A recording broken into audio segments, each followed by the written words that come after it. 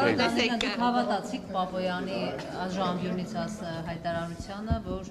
Ռուսաստանի հետ բանակցում են եւ պիտի օրենք է դրված շրջանառության մեջ, որ պիտի փոխվի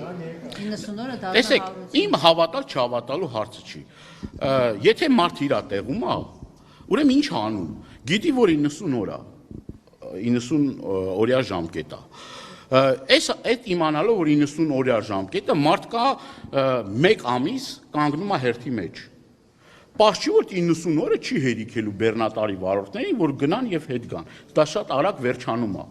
Այդ խնդիրը նոր չի եղել, ես էլ գրություններով բանով դիմել եմ։ Հիմի բանը բանին տվել անցել է։ Հենց որ ժողովուրդը արդեն մեր բեռնատարի վարորդները ասում են, «Էս ինչ եք անում»։ Հիմի Վրաստանում մեծ տեր չեք։ Այսինքն մեր խնդիրները լուծում ենք տարբեր եղանակներով։ Ռուսաստանի Դաշնությունը մեծ խնդիրը կա, էլի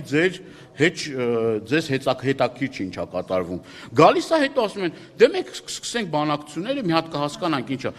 Ամեն ինչն են տենց անում, անվտանգությունից սկսած, տնտեսությունից սկսած, բոլոր առումներով, ինչը որ իրենց պատասխանատվության տիրույթում է, ամբողջը ձախողել են, որովհետև դրանից առաջ հմուտ ղեկավարը պիտի դրանից առաջ հարցը լուծի, որ հրդեհը չլինի նոր մտածեն, հրդեհը ինչ-որ հանգցնելու մասին։ Մինչև հրդեհը հանգցնելն է կարող է շինությունից բան չմնա, չէ՞։ Պատկերավոր եմ ասում այդ ամեն ինչը, բայց ամեն օր ինձ տասնյակ հարյուրավոր մարդիկ զանգահարում են ասում, հերթական դեպորտը խփեցին,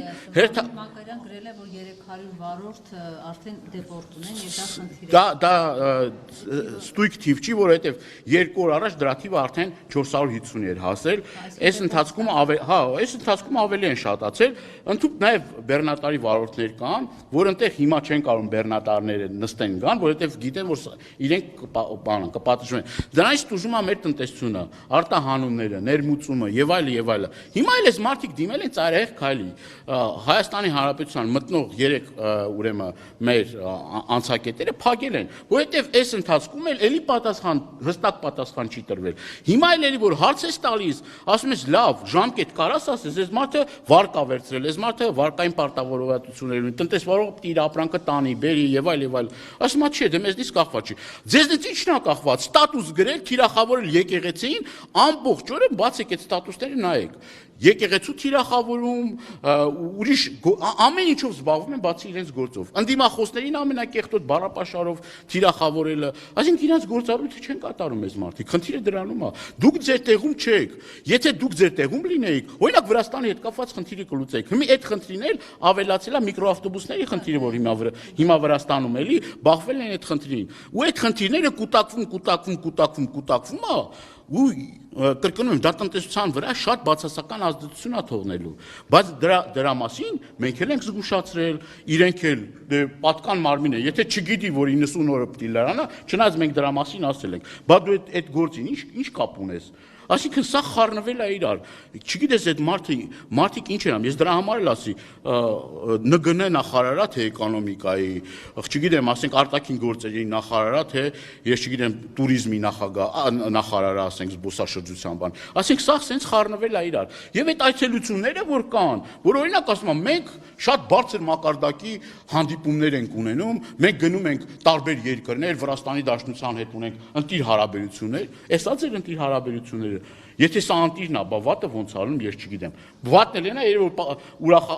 հիմի պիտի ուրախանանք, որ Վրաստանի հետ, ասենք, պատերազմ չենք հայտարարում, էլի Վրաստանին, ասենք,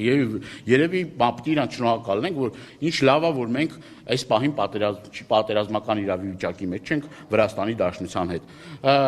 Ամփոփելով այս թեմայով խոսքս ասեմ, որ կրկնում եմ, մարդիկ ունեն վարկային պարտավորվածություն։ Հետ կապված խնդիր կունեն, որտեղ ոնց հասկանում շատ մեր սննդատեսակներ հենց այդ բեռնատարներով են։ Տեսեք, իհարկե փչացող ապրանքներ կան, այնտեղ նաև պայմանագրային պարտավորվածություններ էլ կան, որ այդ պայմանագրային պարտավորվածությունները չեն կատարում, եւ եթե չես կատարում, մեծ տուգանքների ես արժանանում։ Առանց էլ այդ տնտեսվարող այս մի տարվա ընթացքում այնքան է տուգանվել, այնքան է իր պարտականությունները, այնքան չի կատարել իրենց պատճառով։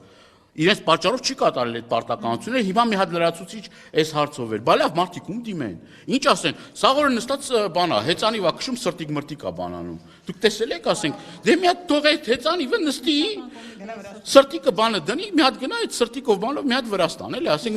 մի հատ Բավրիա անցակետում սրտիկ անի, մի հատ գնա Բագրատաշենում մի հատ սրտիկ ցույց տա, մի հատ անցնի մի հատ էլ Լարսով մի հատ սրտիկ ցույց տա։ Մի հատ գնա այդ բոլոր այդ մարդկանց մի հատ այդ սրտիկներով բանով, sense բանով, էլի, խոնարհվի մի հատ սրտիկ ցույց տա բանանի։ Չգիտեմ ինչքան կտեն որ հեծանիվով գնա, բայց կարծում եմ արդյունավետ, այդ մի հեծանիվ քշելը արդյունավետ կլինի։ Առաջարկս է հեծանիվը նստի սրտիկներով բանով մի քանի հոգի էլ հավաքի իր թիմից, տենց սրտիկ անելով ստեղից գնան այնտեղ կարող ահագին օգտակար բաներ կլսեն։